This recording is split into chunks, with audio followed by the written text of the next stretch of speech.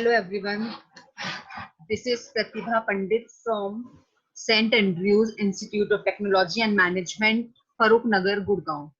I am Assistant Professor in Civil Engineering Department.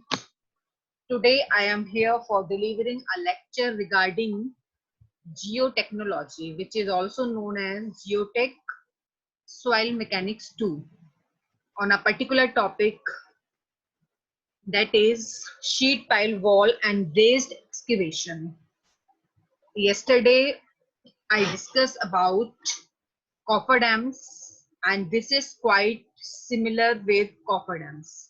So today's the topic is sheet pile wall and raised excavation. So I will show some slides here. What is sheet pile? First, as I discuss about cofferdams, what is cofferdams? Cofferdams वो structures था जो different different type की walls को बनाकर हम किसी area को surround करते थे पानी की पेनिट्रेशन को रोकने के लिए. Now at that time we are using the word sheet pile wall, individual sheet pile wall that we have to construct. Here, what is sheet pile? Sheet pile walls are retaining walls constructed to retain earth, water and any other filling material. किसी भी soil मास को retain करने के point of view से हम जिस structure को construct करते हैं, that structure is known as a sheet pile wall. These walls are thinner in section as compared to masonry walls. Number of sheet pile wall आप construct करके किसी particular area में वहां की सॉइल मास को रिटेन कर सकते हैं, as similar to the retaining wall. As what is retaining wall? Retaining walls are the walls which we construct at different elevation for the purpose of retaining soil mass. Similarly, sheet wall do the same thing. So sheet pile walls are used for retaining the earth mass. अर्थ मास को retain करते हैं. आप water retaining structure के form में भी इसको design करते हैं. जब हमने कॉफर डैम को डिजाइन किया तो different number of sheet piling को हम चारों तरफ से कवर करते हैं, that retained water pressure and retained the entry of water at that particular site. So this is sheet pile wall. This is a figure. What is braced excavation? Braced excavation is known as where, ये जो मैं arrow से show कर रही हूँ, ये sheet pile है, ये शीट पाइल है, वॉल है. These are two sheet pile walls. अगर इनके बीच में हमें कोई ब्रेसिंग की जरूरत पड़ती है तो उसे हम ब्रेस्ड एक्सकेवेशन या ब्रेसिंग सिस्टम बोलते हैं. These braced excavation requires at the deep excavation, जहां पर शैलो से ज्यादा या फिर डीप एक्सकेवेशन करने की जरूरत होती है, वहां पे हमें इस टाइप की ब्रेसिंग की जरूरत पड़ती है. Excavation which are laterally supported are called braced cuts.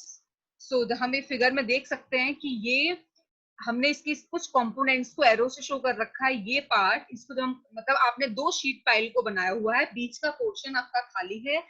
Suppose आपको कोई वाटर पाइपलाइन से निकालनी है और आपने दो वॉल को कंस्ट्रक्ट कर दिया. अभी सिर्फ हम फॉर एग्जांपल की बात करते हैं. इस वाली वॉल ने यहाँ के सॉइल मास को रिटेन किया है, इस वॉल ने यहाँ के सॉइल मास को रिटेन किया. बीच का पोर्शन अपार्ट रखने के लिए इस ब्रेसिंग को हमने प्रोवाइड किया है, और अगर हम डीप एक्सकेवेशन करते हैं तो भी हमें इस ब्रेसिंग को यहाँ प्रोवाइड करना पड़ता है in form of wales, WALES and strut. These horizontal members are known as struts and this is known as the wheel. So these are the components of braced excavation or braced cut. तो यहाँ पर ये sheet pile भी use हो गई है, ये sheet pile भी यूज हो गई है, और बीच में ब्रेसिंग का यूज किया है. Normally it is very important in geotechnology and as an examination point of view. Sheet pile basically soil को रिटेन करने के पॉइंट ऑफ व्यू से हम यूज करते हैं, लेकिन अगर हम डीप एक्सकेवेशन कर रहे हैं तो हम उसमें कुछ ब्रेसिंग का यूज करते हैं. This is a figure of coffer dams. Coffer dam में भी हम शीट पाइलिंग का ही यूज करते हैं, इसलिए इस फिगर को मैंने यहाँ डाल रखा है. This is your construction site and this outer layout is known as the cofferdam. यहाँ पे आप individual sheet pile walls को ऐसे number of series में भी बना सकते थे, और उस शीट पाइल का जो पर्पस था वो क्या था, वो यहाँ की सॉइल मास को उसने, यहाँ के वाटर को उसने पेनिट्रेट होने से रोका हुआ था, या फिर अगर यहाँ पे कोई सॉइल होता तो उसको भी वो अर्थ प्रेशर को एक पर्टिकुलर परमिसिबल लिमिट तक उसको रिटेन्ड करके रखती. तो these are the purpose of coffer sheet pile walls. Coffer dams भी ये सारी चीजें सिमिलर हैं. कॉफर डैम भी हमारी शीट पाइल वॉल की हेल्प से हम बनाते हैं, उसमें हमने एक टाइप पढ़ा हुआ है, इसलिए इसमें कॉफर डैम का साइड व्यू शो कर रखा है. Here now we will talking about material used for the construction of dam. Suppose we will talking about the coffer dam, right? क्योंकि शीट पाइल वॉल के लिए आपने number of sheet pile wall यहाँ पे ये कंस्ट्रक्ट कर रखी है, जो यहाँ की सॉइल मास को जिसने रिटेन कर रखा है. इसका आप मटेरियल की बात करें तो we can use timber sheet piling, precast concrete sheet piling. अगर पहले से कंक्रीट की कुछ शीट पाइलिंग एक पर्टिकुलर डेप्थ तक कितनी हमें ड्रेस लाइन तक उसको डिग करना है, अगर हमने कास्ट कर रखी है, we can use that. Steel की शीट पाइलिंग को आप यूज कर सकते हैं, एल्यूमिनियम शीट पाइलिंग का भी यूज किया जाता है. So the purpose is same use of sheet piling. ठीक है. सो बस इसमें कुछ पॉइंट को हमें ध्यान रखना होता है, लाइक वाटर फ्रंट स्ट्रक्चर्स होने चाहिए. मटेरियल आप इस तरीके का यूज करें कि अगर हम कॉफर डैम के कंस्ट्रक्शन में शीट पाइलिंग का यूज कर रहे हैं तो वो पानी को रोके. और स्ट्रक्चर अगर हम एक टेम्पररी टाइम के लिए कंस्ट्रक्ट कर रहे हैं कि हमें सपोज 2 महीने किसी पर्टिकुलर साइट पे काम चलना है, और 2 महीने के बाद you have to remove that temporary structure, so you can remove easily and light weighted हो, जिससे कि आपकी जो लेबर है या जो भी कंस्ट्रक्शन का काम हो रहा है उसमें सहूलियत हो. तो these are some important points we can consider. Now sheet pile wall can usually fall into these categories. जैसे हमने कॉफर डैम्स में कैटेगरीज में पढ़ा हुआ था, cantilever sheet pile coffer dam, sheet pile wall या कॉफर डैम आप बोल सकते हैं, braced, earth embankment, rockfill, double wall and cellular. इनके जो सारे नाम है वो उनके शेप और कंस्ट्रक्ट होने के मेथड्स के बेसिस पर हैं. अगर आप कैंटिलीवर शीट पाइल वॉल की बात करते हैं फर्स्ट वाले की, तो इसमें हम number of cantilever sheet pile wall एक मॉडरेट डेप्थ तक आपने वॉल को कंस्ट्रक्ट किया है. सपोज ऐसे समझिए कि एक साइट है जिसको आपको पानी की एंट्री को रोकना है, और आपने चारों तरफ से उसमें वॉलिंग शीट पाइलिंग की हुई है, नंबर ऑफ सीरीज वॉल, और एक मीडियम डेप्थ तक उसको आपने ड्रेज लाइन तक लेड किया हुआ है, अप टू 18 फीट. तो दीज आर सम पॉइंट्स. और अगर आप उसको डीप एक्सकेवेशन में देखते हो तो you need some extra bracing over there. So this is cantilever sheet piling. Cantilever sheet piling should have sufficient depth of embedment into the medium in order to avoid its overturning, which take place about the pivot point just above the base. ठीक है. अगर आप proper तरीके से bracing provide नहीं करेंगे तो फिर उसमें नीचे से रोटेशन या ओवरटर्निंग की संभावना होती है. आप उन वॉल को प्रॉपर्ली नंबर ऑफ सीरीज में लेड आउट नहीं कर सकते हैं. So you have to remember these points. तो आप कैंटिलीवर शीट पाइल बना सकते हैं. अर्थ एम्बैकमेंट, जिस तरीके से आपने कॉफर डैम में अर्थ मटेरियल का यूज करके अर्थ एम्बैकमेंट बनाया था, उसी तरीके से शीट पाइल वॉल को ड्रॉ कर सकते हैं. वो डिपेंड करता है कि वो एरिया कैसा है, वहां पे किस तरीके से पानी की एंट्री है, किस तरीके के सॉइल मास को हमें रिटेन करना है. तो ये रॉकफिल एम्बैकमेंट, जैसे अर्थ कॉफर डैम में हमने रॉकफिल मटेरियल का यूज किया था, उसी तरीके से हम इसमें वॉल को किसी भी साइड पर कंस्ट्रक्ट कर सकते हैं. Double wall sheet piling, this type of coffer dam is suitable when it is required to expel water over 36 feet. आप इतना समझिए कि डबल वॉल की हमें जरूरत तब पड़ती है जब हमें बहुत ज्यादा अमाउंट या बहुत ज्यादा हाइट तक वाटर को रिमूव आउट करना है और उस साइड को प्रिवेंट करना है. So double wall sheet pile is one level up as compared to other ones. So this is a very basic introduction about bracing cut and coffer dams and sheet pile wall. These three are correlated and interconnected. तो अभी हमने इसमें sheet pile wall क्या होती है, sheet pile wall वो होती है जो किसी सॉइल मास को या वाटर रिटेनिंग स्ट्रक्चर के रूप में आप कहीं पे कंस्ट्रक्ट करते हैं, और ब्रेसिंग कर्ट्स होते हैं ब्रेसिंग सिस्टम जो हम उसमें एक्स्ट्रा ब्रेसिंग को प्रोवाइड करते हैं। नाउ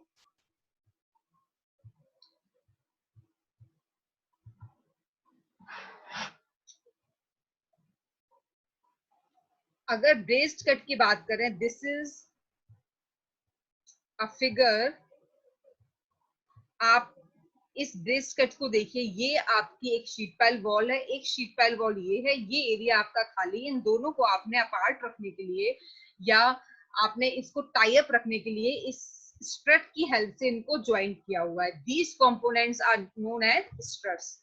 अदरवाइज इसमें डिफॉर्मेशन इस तरीके से हो सकता है, किसी भी पॉइंट बेस की किसी भी पॉइंट के अबाउट इसमें किसी भी तरीके से डिफॉर्मेशन की कंडीशन या रोटेशन अबाउट हो सकता है। तो ये वो वाला पॉइंट है। प्रेशर एनवेलप का मतलब होता है कि आपका इस वॉल पे, अब इस शीट पाइल पर आप ध्यान से सुनिए, इस शीट पाइल पे ये अर्थ प्रेशर एक्सर्ट हो रहा है, यहां से अर्थ प्रेशर एक्सर्ट हो रहा है। अर्थ प्रेशर से रिलेटेड हमने थ्योरीज पढ़ी हैं कि अर्थ प्रेशर की थ्योरीज क्या होती हैं। एक्टिव अर्थ प्रेशर होता है और पैसिव अर्थ प्रेशर होता है। जो टुवर्ड्स द अर्थ लगता है उसे एक्टिव अर्थ प्रेशर कहते हैं, अवे फ्रॉम द वॉल लगता है उसे पैसिव अर्थ प्रेशर कहते हैं। तो उस अर्थ प्रेशर की वजह से एनवेलप जो डेवलप्ड हुआ है, मतलब अगर आप एक्चुअल प्रेशर डायग्राम देखें तो ये यहाँ पे वेरी कर रहा है इस तरीके से कि ये इस पॉइंट पे रिड्यूस है, यहाँ पे कांस्टेंट, और ये यहाँ पे एक्चुअल प्रेशर डायग्राम हमने फॉर्म किया। तो ये एक्चुअल प्रेशर डायग्राम को देखते हुए हमें यहाँ पे ब्रेसिंग्स को प्रोवाइड करना होता है कि हमें कितनी ब्रेसिंग की उसमें जरूरत है। That whole system is known as the braced excavation and braced system. इसके बाद हम ये ब्रेसिंग सिस्टम बोलते हैं या शीट पाइल वॉलिंग बोलते हैं। इसके अलावा ये मैंने एक कॉफर डैम्स को का एक नोट डाल रखा है ये, कि कॉफर डैम्स भी यही था कि number of sheet piling, number of wall से आप चारों तरीके से उस एरिया को सराउंड करते थे और उस एरिया को कवर करके रखते थे। तो वहां पे भी शीट पाइल की जरूरत है, वहां पे भी ब्रेस एक्सक्यूवेशन करने की भी जरूरत पड़ सकती है। So we can use this type of bracing over there. ये था, ये पूरा एरिया है, ये आपने पूरा कॉफर डैम यहाँ बनाया हुआ है, ये वर्किंग एरिया है जहाँ पे काम चल रहा है। एक प्लान व्यू है, इसमें आपने यहाँ पे शीट पाइलिंग वॉल अगर आप बनाते हैं पूरे चारों तरफ से, तो इसमें अगर आपको डीप एक्सकेवेशन करने की जरूरत पड़ रही है और डीप एक्सकेवेशन में आपको ब्रेसिंग की जरूरत पड़ रही है, तो आप इन सारी चीजों की हेल्प ले सकते हैं। ब्रेसिंग सिस्टम को बीच में आप उसमें प्रोवाइड कर सकते हैं। क्यों? क्योंकि ये चारों तरफ से अगर यहाँ पे वाटर है तो ये वाटर प्रेशर एक्सर्ट होगा, और यहाँ पे अगर सॉइल मास को रिटेन करना था तो ये सॉइल मास यहाँ पे जो फोर्स या जो प्रेशर एक्सर्ट करेगी वो इस पे एक्सर्ट होगा। सिमिलरली ये मैंने कुछ और डायग्राम्स भी बना रखे हैं जो ऊपर मैं ऑलरेडी शो कर चुकी हूँ। Lateral earth pressure on sheeting, जो सीट पाइल है उस पे जो भी प्रेशर लगता है, तो रेंकाइंस एंड कूलाम्स ने इससे रिलेटेड कुछ थ्योरीज या कुछ मैकेनिक्स दी है कि किस तरीके से प्रेशर एक्सर्ट होता है किसी भी रिटेनिंग वॉल पे या किसी भी शीट पाइल पे। This is a sheet pile, this is the earth surface h height तक। अगर हम, अब क्या होता है जहां पे आप शीट पाइल वॉल बनाएंगे तो सॉइल डिफरेंट डिफरेंट टाइप की है, तो डिफरेंट डिफरेंट टाइप वहां पर शीट पाइल में प्रेशर एक्सर्ट होगा। मेरा कहने का मतलब ये है कि आपने एक वॉल को अर्थ में बनाया है जो एक सॉइल मास को रिटेन करके रखा है, तो वहां पर जो प्रेशर डिस्ट्रीब्यूशन होगा that will be different at different type of material. Like if we are talking about the sand, the pressure diagram will be like this, suppose linearly, uniformly, and the base पे जो इसका amount है, this is the formula 0.65 gamma HKA if we are talking about sand, ठीक है। And now if we are talking about firm clay, fine material, then the pressure distribution diagram is like this. And if we are talking about the medium soft clay, the pressure diagram distribution is like this. Here the amount will be K gamma H, यहाँ पे gamma H। आप इस फॉर्मूले को base पे कितना होता है हमें ये याद रखना है, गामा एच ये याद रखना है, एंड सॉफ्ट क्ले के लिए कितना होता है ये भी हमें याद रखना होगा। ये प्रेशर डिस्ट्रीब्यूशन डायग्राम्स हैं which is different for different type of material for sheet pile wall. ठीक है, इसमें 0.65 gamma, gamma is the unit weight of the material, H is the height of the wall and K is the coefficient of active earth pressure.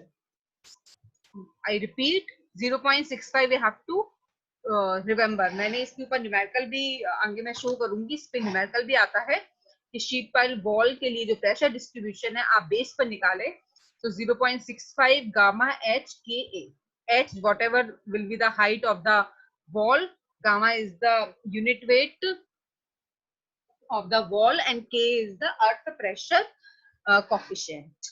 So इस तरीके से हम pressure distribution diagram को study करते हैं। इसके बाद मैंने ये जो फिगर डाला हुआ है that is about the types of sheeting. इसमें जो कंपोनेंट्स हैं उनकी डिटेलिंग है, आप इसको देखेंगे यहाँ पे लिखा हुआ है वर्टिकल टिम्बर शीटिंग। आप अगर पहली चीज आप ऐसे समझिए, अभी मैं जो एग्जाम्पल की बात कर रही हूँ कि 2 शीट पाइल वॉल को हमने कंस्ट्रक्ट किया है, ठीक है, एक ये है जो ये मैंने एरो रखा हुआ है, एक ये है, ये मैंने एरिया पूरा यहाँ ब्रेसिंग प्रोवाइड की हुई है। इस पूरे खाली एरिया को अपार्ट रखने के लिए यहाँ का सॉइल मास इसने रिटेन कर रखा है, यहाँ का सॉइल मास इसने रिटेन कर रखा है। इसको हमने टिम्बर की शीटिंग दी है। ये जो ब्रेसिंग है ये सारा टिम्बर का, मतलब हमने कुछ ऐसा टेम्परेरी मटेरियल यूज किया जिसे हम आसानी से अपने काम या पर्पस होने के बाद रिमूव करें। सपोज कोई वाटर लाइन या कोई पाइप लाइन हम यहाँ लेट कर रहे हैं, उसका होने के बाद हम सारे मटेरियल को यहाँ से रिमूव आउट कर सकते हैं। तो these are the components. This small beam is known as the wales. This inclined members is known as the rackers. ठीक है, these struts, these horizontal members at a particular distance, these are known as at a particular spacing is known as struts. So if someone is talking about the components, so what are the components of bracing system? Bracing system या bracing cut या bracing excavation, wales, struts and rakers, these are the components. This is also a figure. Steel sheet pile है, यहाँ पे material क्या हो गया, change हो गया। मैंने आप जैसे किसी भी, जैसे आप कॉफर डैम बनाते हैं तो आप you can use the material which is available easily to you. तो यहाँ पे भी शीट पाइलिंग आप डिफरेंट मटेरियल की करते हैं। अगर स्टील की है ये, ठीक है, तो ये स्टील की ब्रेसिंग अगर आप यूज कर रहे हैं तो इनके कुछ कंपोनेंट्स, वेल्स होता है, स्ट्रट्स ये हो गया, ये जॉइंट्स हैं, वेल्स और स्ट्रट के बीच में जो जॉइंट पार्टों से जॉइंट जे बोलते हैं, इनको अलग से हम देखें तो शीट पाइल के ऊपर एक इस तरीके से ये जॉइंट पार्ट होता है, इसके बाद ये वेल्स होता है, हार्ड ब्लॉक, और फिर इसके ऊपर स्ट्रट लेड होता है। इसका व्यू ये आपने बना हुआ डिटेल में बना रखा है। इनका पर्पस क्या है, इस वॉल ने यहाँ के सॉइल मास को रिटेन कर रखा है, इस वॉल ने यहाँ के, और यहाँ पे आप ड्रेसिंग को प्रोवाइड करते हैं। This is all about the sheet pile wall. ये सेम फिगर रिपीट हो गया है।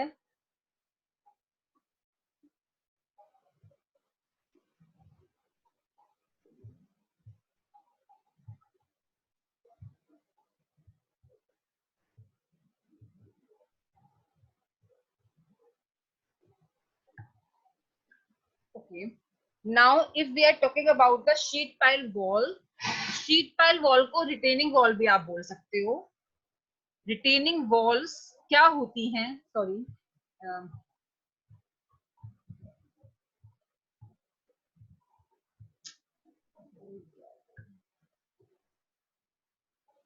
just a minute.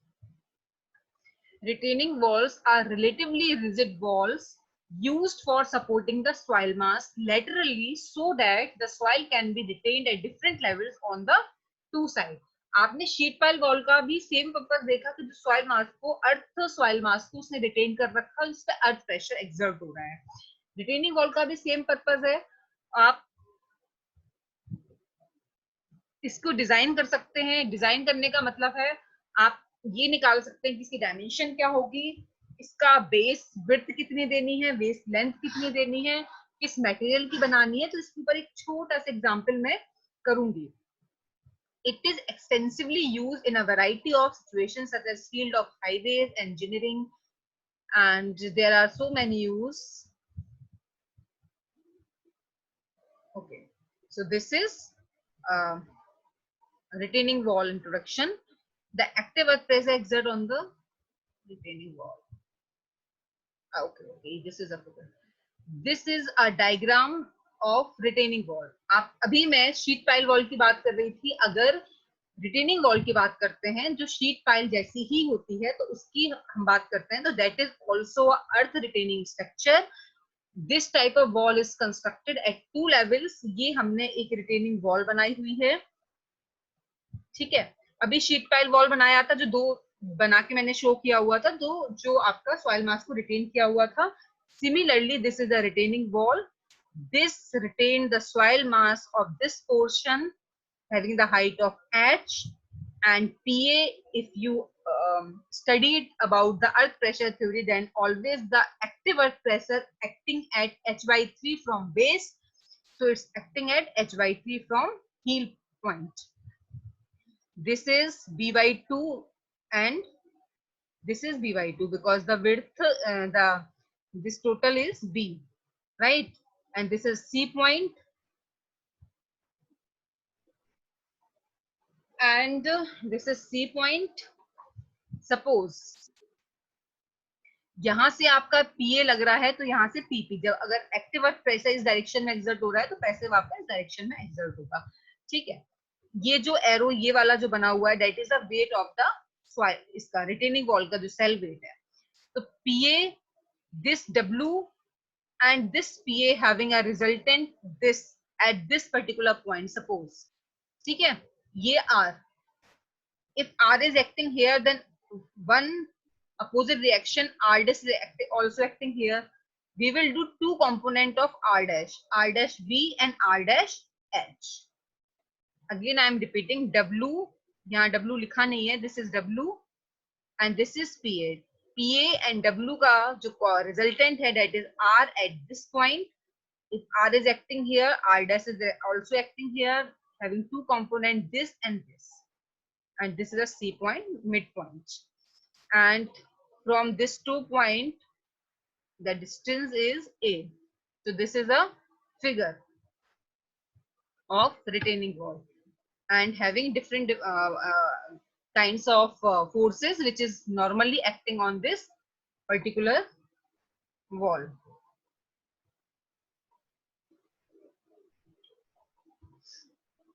I am just showing a small derivation type example for this retaining wall. Just to give me a minute. So you can just draw this figure. Sometime in examination, the design of retaining wall, the eccentricity of retaining wall will ask. What is the eccentricity? Here, let me complete. From this point to resultant, the distance is x, suppose. And from center to this resultant point, the distance is E. This E is the eccentricity where resultant forces are acting. दोबारा से मैं समझाती हूँ. This is a retaining wall. This is toe point. This is heel point, having height of h. PA is acting at h by 3. Resultant of W and PA is R. R here, R dash के 2 component किए. ये point है जहां पे resultant act हो रहा है. तो you have to find out the eccentricity. Okay.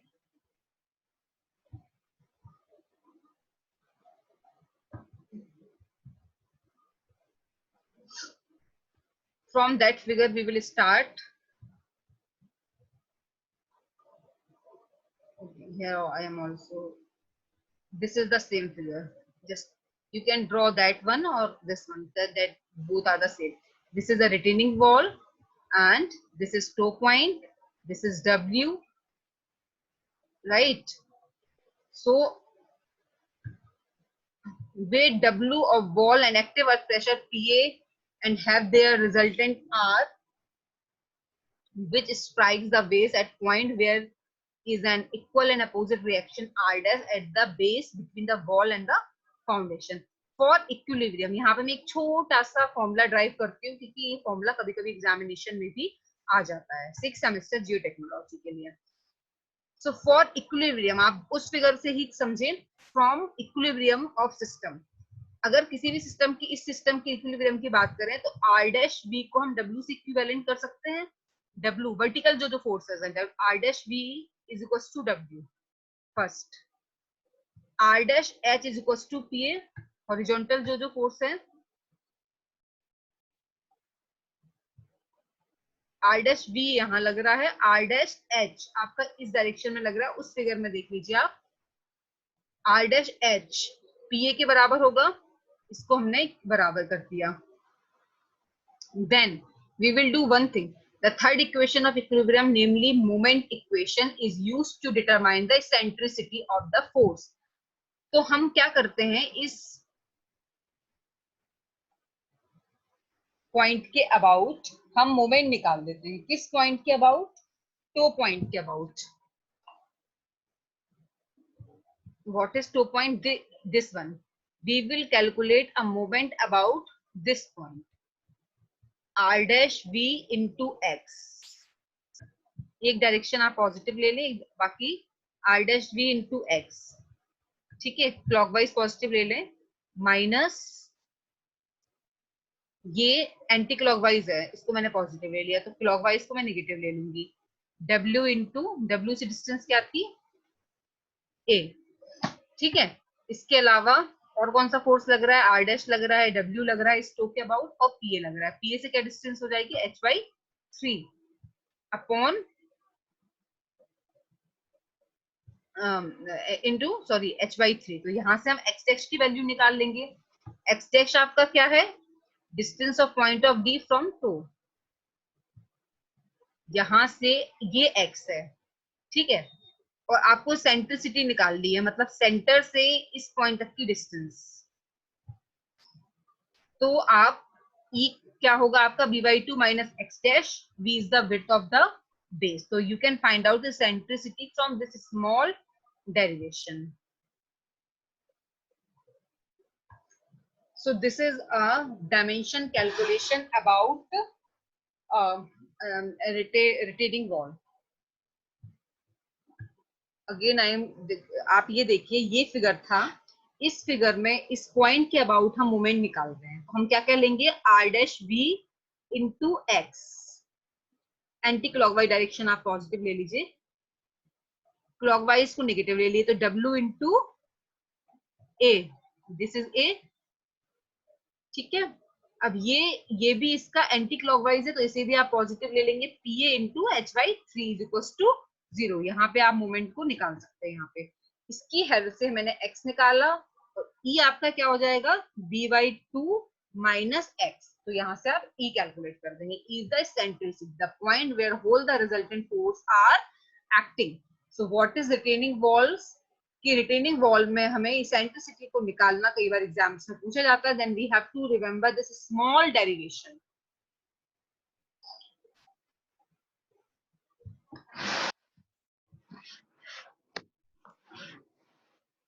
Eccentricity E. You can draw this figure. This is better one, and do that derivation from this. Weight W of wall, active earth pressure PA, have resultant R. Strike at the base of the point, and these are two equilibrium conditions. And third is your if you are equating moment, then you can find out X dash, and from X dash you can find out E, so that you can find easily. Okay, so this is your final derivation about eccentricity. Eccentricity वो point होता है जिसके about हम resultant act करता है. यहाँ पे आप इसेंट्रिसिटी निकालते हैं, और इसेंट्रिसिटी पर ये डेरिवेशन एंड हो जाता है. height and PA. You can also calculate this with the help of formulas. What is the formula of PA? Ka gamma H. तो उसके लिए आपको और सारे पैरामीटर दिए हुए होंगे, like the unit weight of the soil, height of the retaining wall, and so many structure. So what is retaining wall? Is the wall that retain the soil mass at different levels. एक level आपका ये है और एक level आपका ये है. यहाँ की soil mass को इस wall ने retain किया हुआ है. तो यहाँ से क्या लग रहा है? ये earth pressure लग रहा है, यहाँ से earth pressure लग रहा है. So this is my last topic on this particular lecture, retaining wall. So thank you very much. If you have any doubt, then you can comment me. You can send me the message. Thank you very much.